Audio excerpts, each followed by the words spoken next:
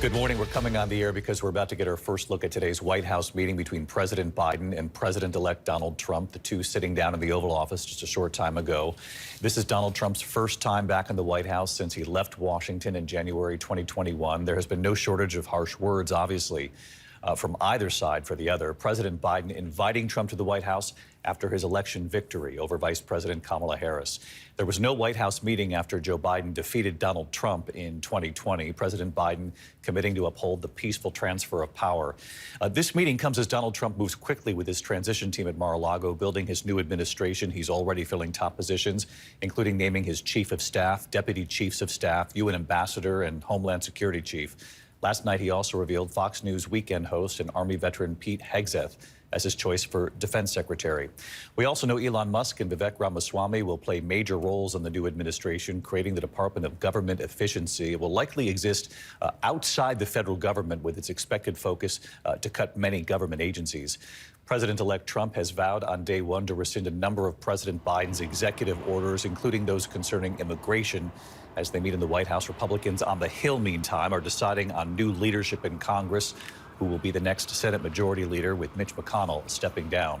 Before arriving at the White House, President-elect Trump meeting with the House GOP conference. He congratulated them on the election, saying, "Isn't it nice to win?" On Capitol Hill today, Senate Republicans are expected to vote on that new Senate Majority Leader. Florida Senator Rick Scott, a staunch Trump supporter, is up against Senator John Thune and John Cornyn. Trump has not publicly endorsed any of them. President-elect Trump will take the oath of office a little more than 2 months from now. Let's go to the Oval Office. We'll look at the pictures here in just a moment. This is President Biden, obviously, and President-elect Donald Trump. The invitation extended by Biden. Let's look. Here we are, right? Thank you. Donald, congratulations. Thank you very much. And looking forward to having a, like we said, smooth transition. Do everything we can to make sure you're accommodated, what you need. And we're going to get a chance to talk about some of that today. So Good. Welcome Thank you back. very much. And thank you very much. And politics is tough. And it's, many cases, not a very nice world, but it is a nice world today. And I appreciate very much a transition that's so smooth. It'll be as smooth as it can get. And I very much appreciate that, Joe. You're welcome. Thank you all.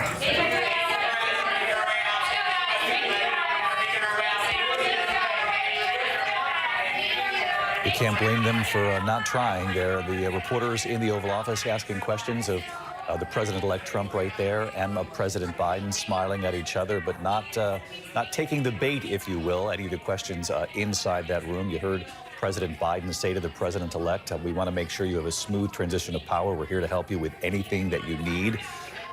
The President-elect saying politics is tough, that the world is not a nice place, but it is a nice place today. Certainly appreciating the extension from President Biden to make this transfer as peaceful as possible. Let's bring in our chief White House correspondent, Mary Bruce, also watching these images as they're coming in. And Mary, as you look at the image, it's quite notable. President Trump did not extend this courtesy 4 years ago when Biden beat him. President Biden, in an effort to strike a new tone moving forward, extending that invitation today. David, this is something we haven't seen in 8 years, and yet the president felt it was very important for the world to see this, to see these images, and for him to be able to reiterate and underscore his commitment to a peaceful and smooth transition. And it was clear. I was in the room there as the pool reporter today in the Oval for that, and it really felt like both the president-elect and the president, after this bitter, hard-fought campaign, were really trying to bring down the temperature there. As you noted, Donald Trump mentioning, look, politics is a tough business, but they are trying to move forward. And it is interesting to hear Donald Trump there in this meeting, a ritual that he did not afford President Biden 4 years ago, but saying that he appreciates this outreach, that he appreciates moving forward for a smooth transition ahead, David.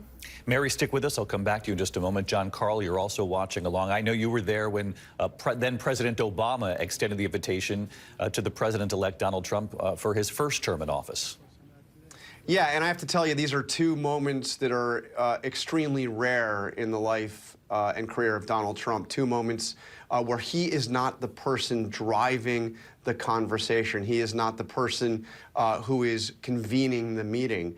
You see, Joe Biden there welcoming him, short, gracious remarks and short and gracious remarks from Donald Trump, very similar to what we saw almost exactly, David, 8 years ago when Barack Obama invited Trump to come to the White House. Back then, it was just 2 days after the 2016 election.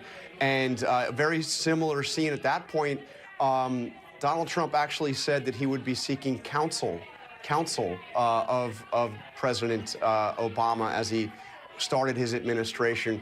And I asked him a question at the time, and it was the one question that was answered. I was like, are you really going to seek counsel from Barack Obama? And he said, yes, he would.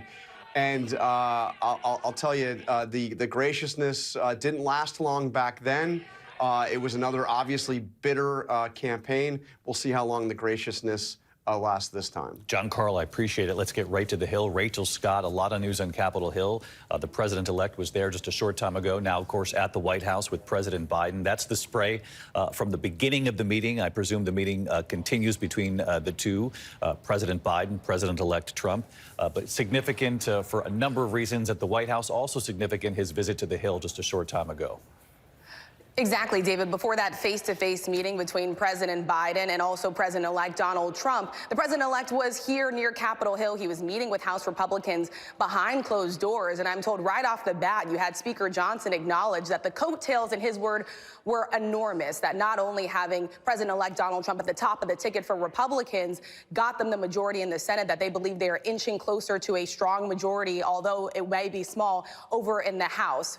I am told by multiple members who were in the room that the president-elect also praised Speaker Johnson. He also said that, I suspect I won't be running again unless you say he's so good we've got to figure something else out. Multiple members inside that room told me that was intended to be a joke, that several people also chuckled in that room as well. But of course, just on the other side of the chamber, you have Senate Republicans who will be electing their new majority leader right now. This is a Republican conference that is going to be strengthened with President-elect Donald Trump at the White House. And as this is all playing out, David, also House Democrats meeting for the first time behind closed doors. And in his very first acknowledgement, Leader Jeffries did acknowledge to House Democrats that he does feel that it is very unlikely that the House is going to flip in their favor. He says that the buck stops with him, and he looks forward to trying to retake the majority back in 2026, David. Yeah, the math looks extraordinarily difficult. Looks like the Republicans will hold on to the House as well. They'll control the Senate and, of course, the White House. One of those rare moments in Washington when all three are under the same party. Rachel, thank you. Quite a split screen from 24 hours ago. I want to go back to this image from just yesterday. Vice President Kamala Harris returning to the White House for the first time to have lunch with President Biden, and she was greeted by hundreds of workers at the White House and the old executive office building. Let's listen to the Nat sound here for just a moment.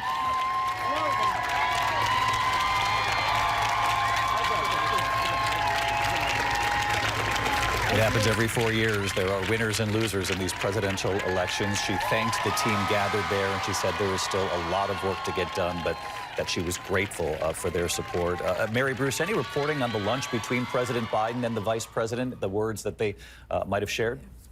Yeah, this private meeting between the two of them, this luncheon, the first really extended time that the president and the vice president have had alone together since the election. The White House, not surprisingly, not reading out too many details of that. This was a private conversation between the two of them. The vice president, we know, is back at work. She's meeting, we are told, with staff and aides today. She notably is not a part of this Oval Office meeting today. You can imagine that would have been a bit uncomfortable. And the White House stressing today is really about a chance for the president and the president-elect to meet. But it was hard not to look at those images yesterday and see that she clearly was touched by the outpouring of support from her staff, and yet stressing there's still a lot of work to do, David. Mary, thank you. Let's get back to the pictures of the moment, the news at this hour. Again, President Biden meeting in the Oval Office with President-elect Donald Trump. The president extending his hand right there, and the invitation to the president-elect, a courtesy that was not extended 4 years ago. President Biden saying in front of the cameras, we are here for a peaceful transfer of power to make sure you have everything you need as you enter into your administration. President-elect Trump saying politics is tough. He said in many ways the world is not a nice place, but it is a nice world today in that moment with President Biden.